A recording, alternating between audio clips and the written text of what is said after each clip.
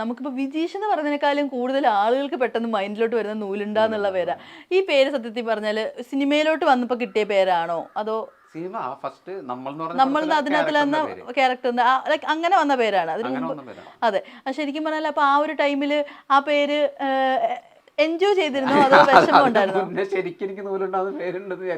അല്ല may be അങ്ങനെ ഇനി പറയാൻ പറ്റില്ലല്ലോ. അത് ഒരു പയ്യന്റെ ശരിക്കുള്ള പേരാണ്, ശരിക്കുള്ള പേരല്ല, അവരെ ശരിക്കും കളിയാക്കിയ പേരാ. അല്ല ലൈക്ക് പൊതുവേ ഇപ്പൊ മണ്ണുള്ളവർക്കൊക്കെ ആണെങ്കിലും പല പല പേരിട്ടിട്ട് വിളിക്കുമല്ലോ.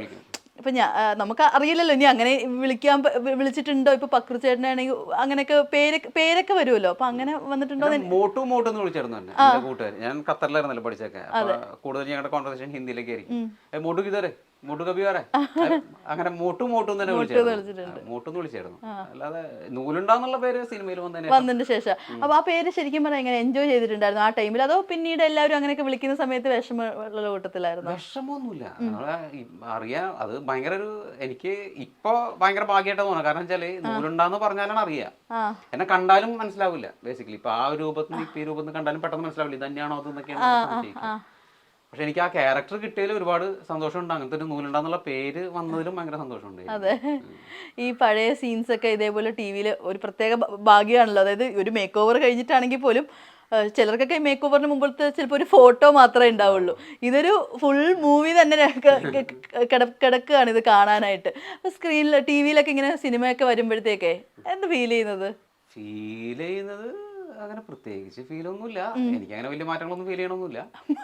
പക്ഷെ ഞാൻ ഇത് കണ്ടപ്പോ, അതായത് നമ്മളും ചക്രം സ്വപ്നക്കൂട് ആ സമയത്ത് അതൊക്കെ കണ്ടിട്ട് പിന്നെ ട്രാൻസ്ഫോർമേഷൻ നടന്നിരുന്ന സമയത്ത് ചെയ്ത സിനിമയാണ് നരൻ എന്ന് പറഞ്ഞത്, ലാൽ സാറിന്റെ കൂടെ.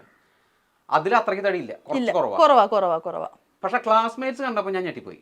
ക്ലാസ്മേറ്റ്സ് കണ്ടപ്പോൾ ഞാൻ ഒരിക്കലും ഇത്രയ്ക്ക് കുറയണമെന്ന് വിചാരിച്ചല്ല, തടി ഇത്രയ്ക്ക് കുറയണമെന്ന് ഒരിക്കലും വിചാരിച്ചില്ല. പക്ഷെ ഇത്രയ്ക്കധികം കുറഞ്ഞു. ഞാൻ ആകെ 66-67 കിലോ ഉണ്ടായിരുന്നല്ലോ ക്ലാസ്മേറ്റ്സിൽ വാലുവാസായപ്പോ. അപ്പൊ എനിക്ക് തന്നെ തോന്നി അയ്യോ ഇത്രയ്ക്ക് കുറയേണ്ടിരുന്നില്ല. കാരണം ചില ഫ്രെയിംസിലൊക്കെ കാണുമ്പോൾ ഇവിടെ ഒക്കെ ഒട്ടിയിട്ട് അപ്പൊ അത്രയ്ക്ക് കുറയേണ്ടിരുന്നില്ല എന്നൊരു ചെറിയ ഫീൽ എനിക്ക് ക്ലാസ്മേറ്റ് സമയത്ത് വന്നിരുന്നു. പക്ഷെ എന്തോ ഭാഗ്യത്തിന് പടം ഹിറ്റായതിനു ശേഷം വലിയ ഇഷ്യൂസ് തോന്നിയിട്ടില്ല. എല്ലാവരും അതും അക്സെപ്റ്റ് ചെയ്യുന്നുണ്ട്. അപ്പോൾ പേടിക്കാനില്ല. ശരിക്കും ഈ ഒരു തടി കുറയ്ക്കുക എന്നുള്ളൊരു തീരുമാനം എന്തായിരുന്നു എടുത്തത്? അത് ഈ നമ്മൾ എന്ന് പറഞ്ഞൊരു പടം ഹിറ്റായതിനു ശേഷം എനിക്കിപ്പോ ചക്രം വന്നു, സ്വപ്നക്കൂട് വന്നു, അങ്ങനെ കുറെ സിനിമകൾ വന്നെങ്കിലും കൂടുതൽ സിനിമകൾ പറഞ്ഞത് നമ്മൾ തടീനെ വെച്ചിട്ട് കോമഡി ചെയ്യാം. ഇപ്പോഴത്തെ സിറ്റുവേഷനിൽ പറയുകയാണെങ്കിൽ ബോഡി ഷേമിംഗ് പോലെയാണ് തമാശകളായിട്ട് കണക്ക് കൂട്ടുന്നത്. ഒരു പരിധി വരെ അത് ഓക്കെയാണ്. അത് കഴിഞ്ഞാൽ അത് ബോറടിക്കാൻ തുടങ്ങും. നമുക്ക് അഭിനയിക്കുന്ന ആൾക്കാർക്ക് എനിക്ക് തന്നെ ബോറടിക്കാൻ തുടങ്ങി. അപ്പൊ ഞാൻ വിചാരിച്ചു ഒന്ന് മെലിയാം, ഒരു നോർമൽ രൂപമാക്കാം. കാരണം സിനിമകൾ ഒരുപാട് വരുന്നുണ്ട്. അപ്പൊ ഞാൻ വിചാരിച്ചു കലാകാല സിനിമകൾ ഇങ്ങനെ വരും വിചാരിച്ചു. പക്ഷെ തടി കുറച്ചപ്പോൾ ഞാനത് ആ പ്രോസസ്സ് എനിക്ക് ഭയങ്കര ഇഷ്ടമായി. കുറച്ച് നമ്മൾ സ്പിരിച്വലി ഇൻക്ലൈൻഡ് ഒരാളാണ്. അപ്പോൾ എനിക്ക് ആ പ്രോസസ്സ് ഭയങ്കര ഇഷ്ടമായി. ബീങ് എ വെജിറ്റേറിയൻ എന്നും ഡിസിപ്ലിനായിട്ട് നമ്മൾ യോഗ പ്രാക്ടീസ് ചെയ്യണു, ഇത്രയ്ക്കധികം ഫാസ്റ്റിംഗ് ചെയ്യണു, നമ്മൾ അതൊക്കെ ആ പ്രോസസ്സ് ഇഷ്ടമായപ്പോൾ ഞാൻ വിചാരിച്ചില്ല, ഞാൻ എന്നെ കാണുന്നില്ല സ്ക്രീനിൽ ഇങ്ങനെ മെലിയണമൊന്നും കാണുന്നില്ല. പിന്നെ പെട്ടെന്ന് ക്ലാസ്മേറ്റ്സ് കണ്ടപ്പോഴാണ് മനസ്സിലായത് അയ്യോ ഇങ്ങനെ മാറിയോ, ഭയങ്കര ചേഞ്ച് ആയല്ലോ എന്നുള്ളത്. അപ്പം അത് എന്നോട് ലാലേട്ടൻ, അതായത് ലാലേട്ടൻ മെലിഞ്ഞിട്ട് എന്നെ കാണുക ലാൽ മീഡിയയിൽ വെച്ചിട്ട്. ലാൽ മീഡിയ വെച്ച് ഭയ നീ മെലിഞ്ഞ എന്തിനാ നീ മെലിഞ്ഞ തടിയുള്ള സമയത്താണ് എന്നെ ക്ലാസ്മേറ്റ്സിൽ കാസ്റ്റ് ചെയ്തത്. അപ്പൊ ഞാൻ പറഞ്ഞു ദയവ് ചെയ്ത് മാറ്റ അങ്ങനെ. പക്ഷെ മാറ്റിയൊന്നുമില്ല. ഇപ്പൊ ലാൽജു സാറ് പറഞ്ഞായിരുന്നല്ലോ തടിയുള്ള സമയത്താ കാസ്റ്റ് ചെയ്തതെന്ന്. അപ്പൊ തടി കുറഞ്ഞതുകൊണ്ട് അങ്ങനെ തടിയുള്ളപ്പം അങ്ങനെ നഷ്ടപ്പെട്ട റോളുകളും കാണുമല്ലോ? ഉണ്ടാവും. എനിക്ക് അറിയില്ലട്ടോ. കാരണം വിളിക്കുന്നവർ ചിലപ്പോൾ തടി പ്രതീക്ഷിച്ചായിരിക്കും വിളിക്കുന്നുണ്ടാവുക. പിന്നെ എനിക്ക് വന്നിട്ടുള്ള സിനിമകൾ ഇപ്പോൾ ഒന്നും തടി പ്രതീക്ഷിക്കാത്തൊന്നല്ല. ഇപ്പൊ അർജുനൻ സാക്ഷി വന്നു, അതിനുശേഷം ഇപ്പൊ സെവൻസ് ആയാലും താപ്പാന മമ്മൂട്ടി സാറിന്റെ കൂടെ വന്നതും അതൊന്നും തടി ബേസ്ഡ് ആയിരുന്നില്ല. അപ്പോ കുറെ സിനിമകൾ വരണ്ടാന്ന് വെച്ച സിനിമകളൊക്കെ വന്നിട്ടുണ്ടാവില്ല. ചിലപ്പോൾ ഈ ബോഡി ഷേമിങ് ക്യാരക്ടേഴ്സ് ഒന്നും വന്നിട്ടുണ്ടാവില്ല. ഇപ്പൊ ആ സമയത്ത് ഇപ്പൊ നമ്മളുടെ സമയത്താണെങ്കിൽ സ്വപ്നക്കൂടിന്റെ സമയത്തായാലും ആ ഒരു വണ്ണമുള്ള സമയത്തൊക്കെ ഇപ്പോഴത്തെ പോലെ ഈ പറയുന്ന പൊളിറ്റിക്കൽ കറക്റ്റ്നെസ് ഒന്നും അധികം ആർക്കും അറിയത്തില്ല. ഈ ബോഡി ഷെയ്മിങ് എന്താണ് അങ്ങനത്തെ കാര്യങ്ങളൊന്നും അറിയത്തില്ല. ബട്ട് നിരന്തരമായിട്ട് ഇങ്ങനത്തെ റോൾസ് മാത്രം ചെയ്യുമ്പോഴത്തേക്ക് ഇൻ പേഴ്സൺ വിഷമം ഉണ്ടായിരുന്നോ? ബോഡി ഷെയ്മിങ് അത് ജസ്റ്റ് മടുത്തിട്ടാണോ അതോ വിഷമം തോന്നിയിട്ടുണ്ടായിരുന്നോ? ചില സിറ്റുവേഷൻസ് ഉണ്ടായിട്ടുണ്ട്. നമ്മളെ അതായത് നമ്മൾ ബബ്ലി ആപ്പിളാണല്ലോ, അപ്പോൾ ആൾക്കാർ വെറുതെ വന്ന് മേത്ത് നമ്മളെ വെറുതെ ഉപദ്രവിക്കുക. നമ്മൾ കുറച്ച് വണ്ണമുള്ള ആളാണ്. ഈ വണ്ണമുള്ള ആൾക്കാരെ, ഈ കുട്ടികളെ നമ്മൾ കൊഞ്ചിക്കണ പോലെ നമ്മൾ കൊഞ്ചിക്കലോ.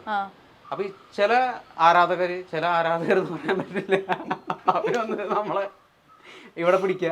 ചിലർ ഓടി വന്ന് കടിച്ചിട്ടൊക്കെ പോയിട്ടുണ്ട്. അവിടെ ഓടി വന്ന് ഇവിടെ കടിച്ചിട്ടൊക്കെ പോയിട്ടുണ്ട്. അപ്പൊ അതൊക്കെ കാണുമ്പോൾ വിഷമല്ല, നമ്മൾ ഇത് എന്താണ് എന്നുള്ള സംഭവം ഒന്ന് കുറയ്ക്കണല്ലോ, അതൊക്കെ എനിക്ക് തോന്നിയിട്ടുണ്ട്. അതുപോലെ ഞാൻ ഒരു സുഹൃത്തിനായിട്ട് സംസാരിച്ചുകൊണ്ടിരിക്കുക.